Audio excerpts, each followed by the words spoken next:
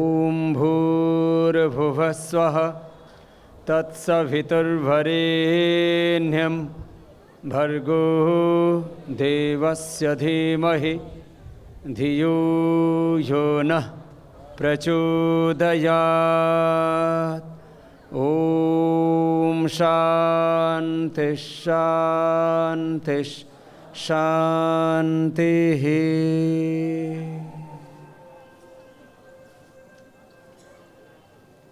आज मिर्जा के इस क्षेत्र में पतंजलि योगपीठ का शिलान्यास श्रद्धेय आचार्य श्री करके गए और करीब 1 वर्ष के पश्चात मैं इधर आया हूँ, तो मैंने देखा है कि आने के बाद ये पूरा पतंजलि योगपीठ यहाँ बन करके तैयार हो गया है।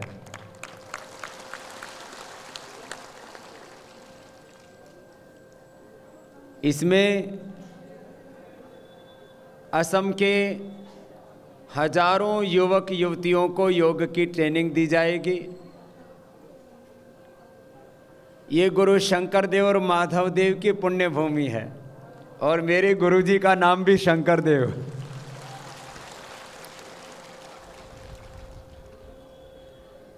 ये धर्म भूमि है। ये योग अध्यात्म संस्कृति की, योगियों की, सन्यासियों की, ऋषियों की पुण्य भूमि है। वीर वीरांगनाओं की पुण्य भूमि है। और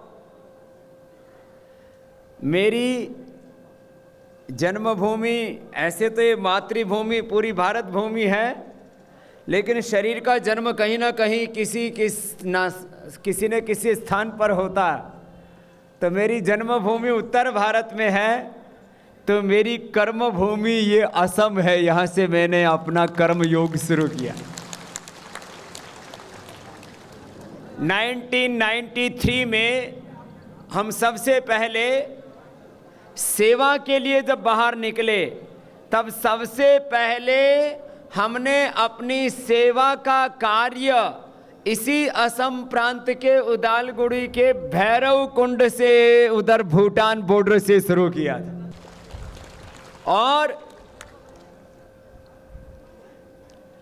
लगभग इन 24-25 वर्षों में असम में मैं जब जब आया हूं, मैंने यहां पर 100 से ज्यादा बड़े प्रोग्राम किए हैं पूरे असम में। और उन 100 से ज्यादा प्रोग्रामों में 50 लाख से ज्यादा लोगों ने भागीदारी की है। और असम का झुग्गी झोपड़ी में रहने वाले भाई बहन से लेकर के और अट्टालिकाओं में बैठे सब भाई बहनों का मुझसे बहुत प्रेम है। ये मेरी बहुत बड़ी संपत्ति है।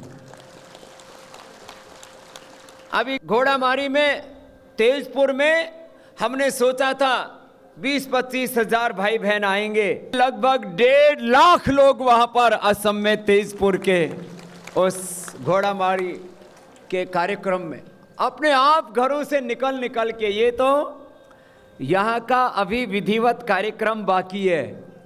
ये तो हम आए थे तो हमने कहा आपसे बिना मिले नहीं जाएंगे। अभी तो असम में बहुत काम करना बाकी है। इधर योगपीठ बन गया है। पतंजलि का भी बड़ा यूनिट पहले यहाँ गुवाहाटी में लगने की कुछ बात शुरू हुई, फिर जो भी जोग संजोग बना, तेजपुर में अब बड़ा प्रोजेक्ट हो रहा है। तेजपुर का तो एक प्रोजेक्ट है, ऐसे कम से कम 10-11 बड़े प्रोजेक्ट यहाँ पर सेवा के पतंजलि की तरफ से किए जाएंगे। बहुत लोगों में बहुत उम्मीदें हैं। अभी हमने तेजपुर में जो पतंजलि का यूनिट वहाँ पर अभी करने का शिलान्यास किया है। श्रद्धेय आचार्य बालकृष्ण जी ने बोला कि ये भी एक वर्ल्ड रिकॉर्ड होगा कि 90 दिनों के भीतर पतंजलि का वो प्रोडक्शन यूनिट चालू हो जाएगा, 90 दिनों के भीतर।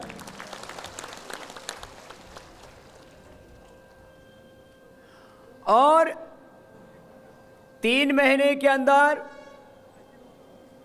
वहां कितना बड़ा कार्य हो रहा है। अभी तो वहां जंगल था, पहले हाथी आता था, उधर चारों तरफ झाड़ झंकार था। 1 सप्ताह में जो कल भाई बहन उधर गए उन्होंने देखा कि वहां पर जंगल में मंगल हो गया। और अभी 100 दिन के बाद 15 फरवरी को आचार्य जी ने डेट तय किया है। 100 दिन के बाद जब वहां उद्घाटन होगा तो 20,000 करोड़ रुपए का प्रोडक्शन का कैपेसिटी का वहां यूनिट लगेगा। 20,000 करोड़ रुपए, ये तो एक यूनिट है। हजारों लोगों को रोजगार मिलेगा।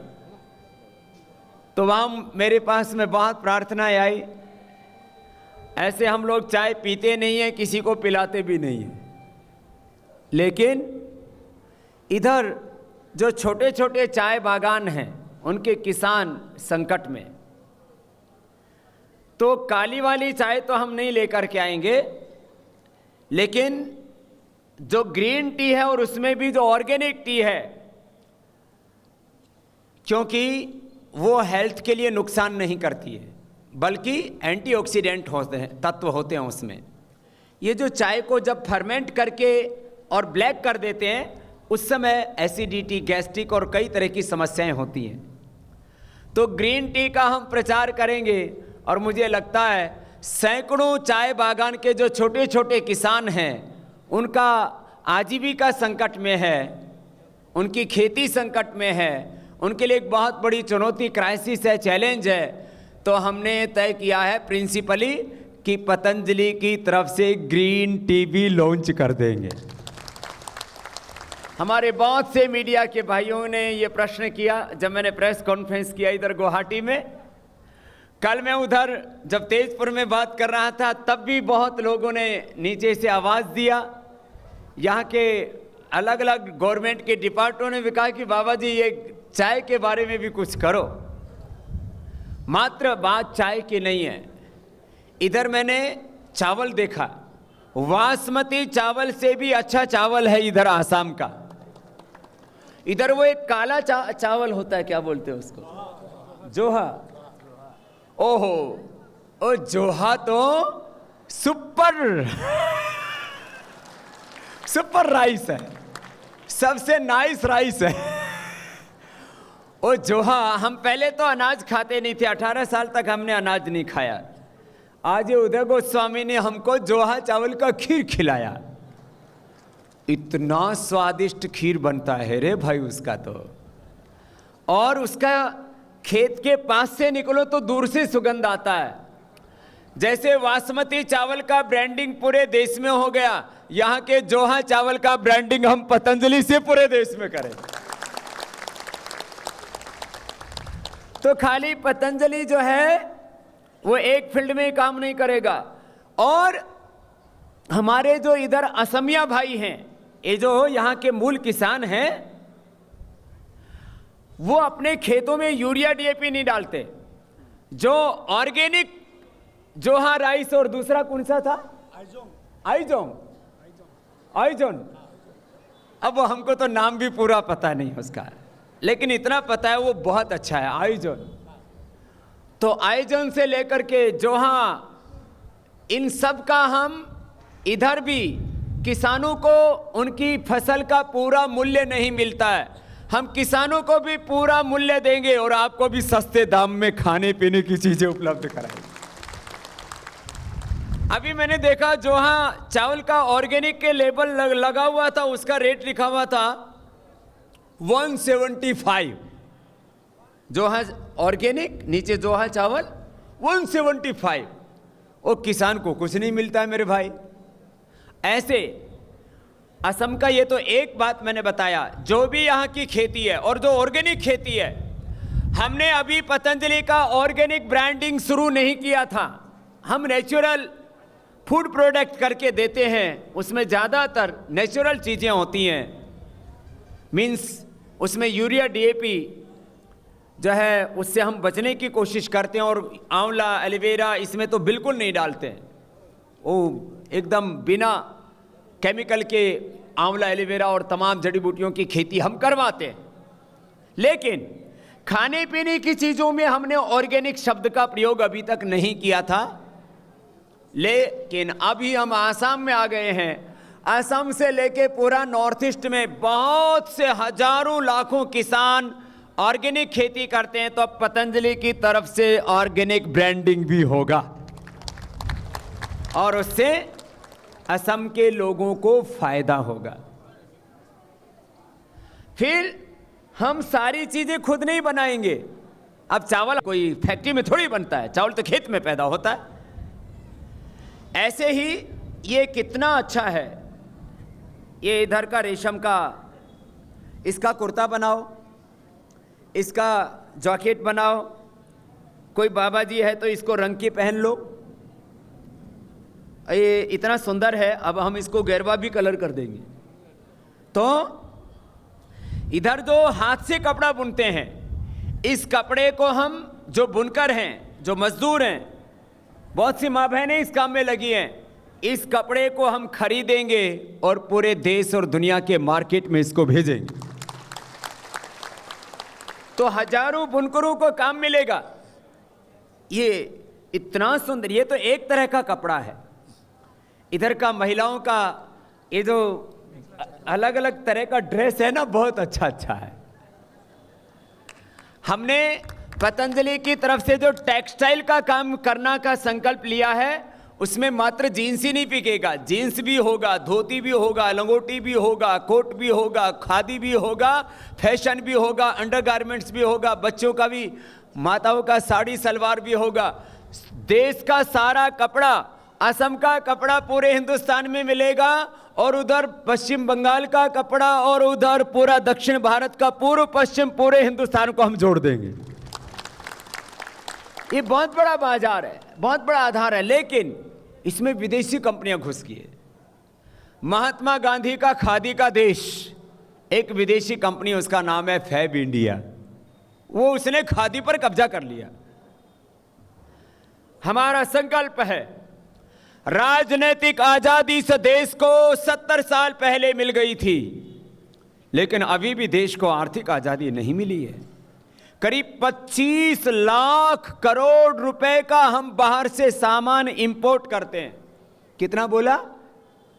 जोर से बोलो। 25 लाख करोड़ कितना होता है पता है?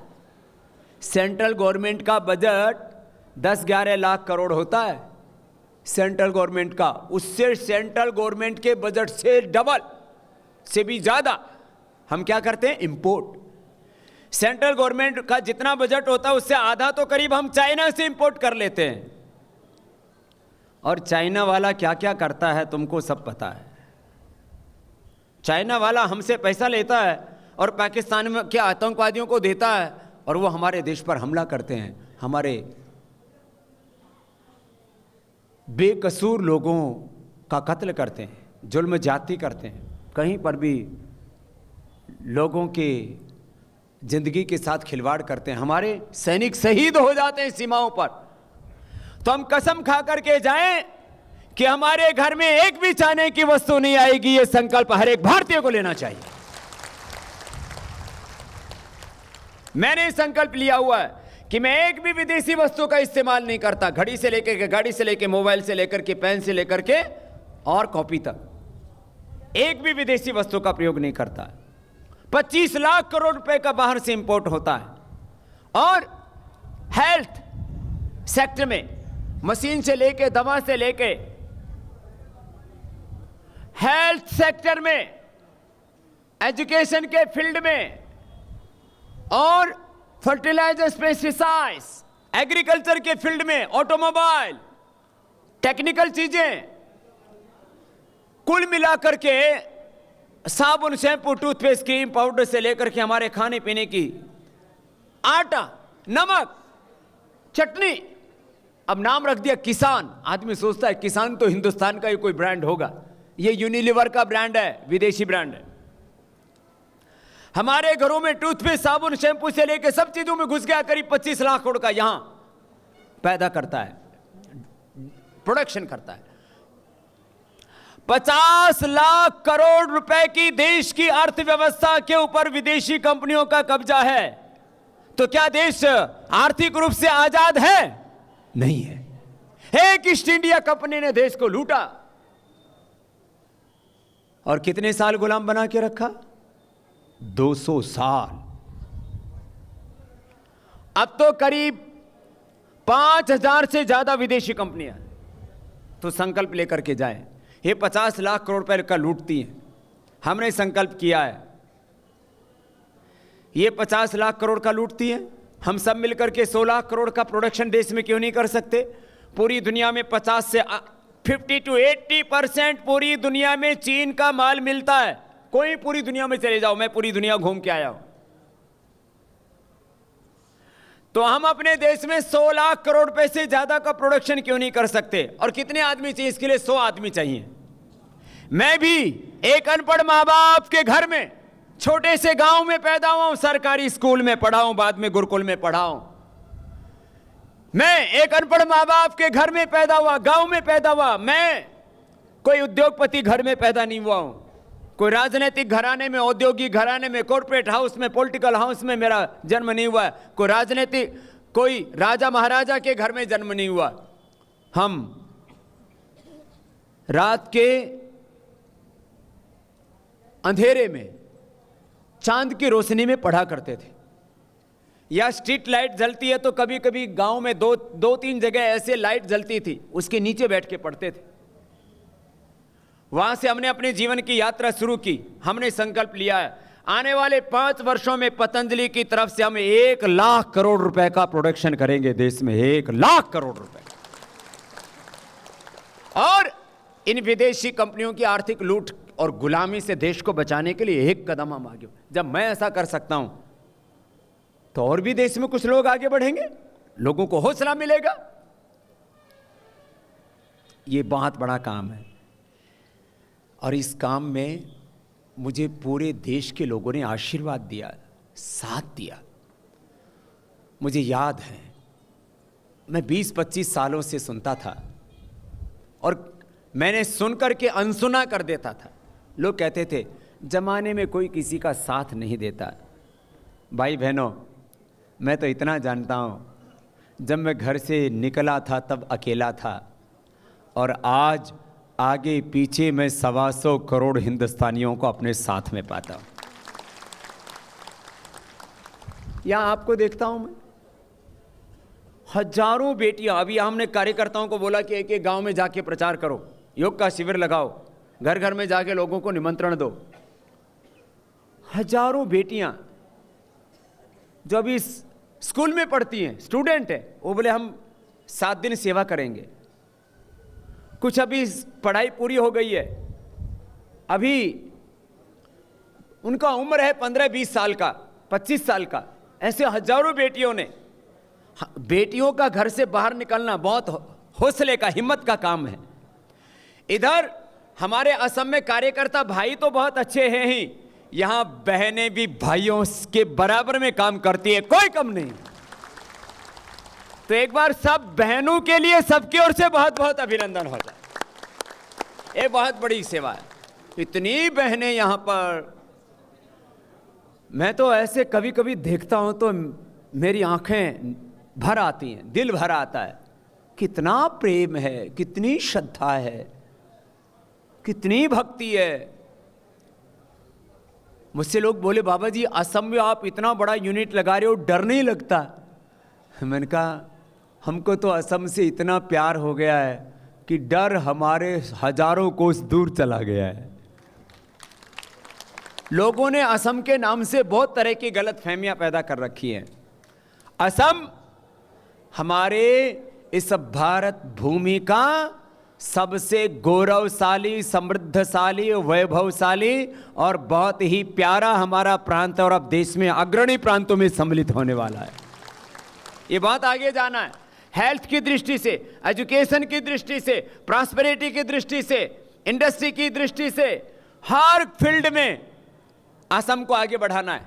इसके लिए आप भी सेवा कीजिए, हम आपके साथ सेवा करेंगे। खाली पतंजलि का 5-10 यूनिट यहां पर बन जाएगा उतना ही बात नहीं, हर जिले में, सुन लो भाई बहनों, ये हमारे बहुत अच्छे प्यारे भाई बहन हैं, हमको ये काम करना है।